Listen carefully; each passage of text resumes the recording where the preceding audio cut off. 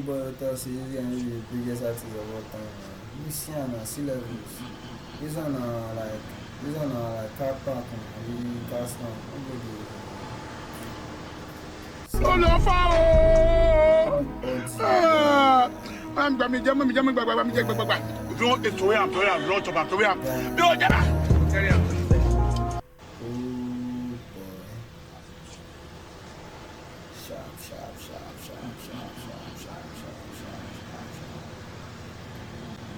biggest. The biggest. I'm going to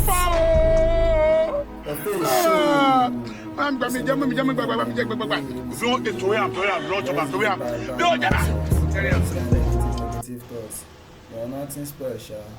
Any reason you say you see get nothing. You do anything you see me. Empty school, do one. Nobody.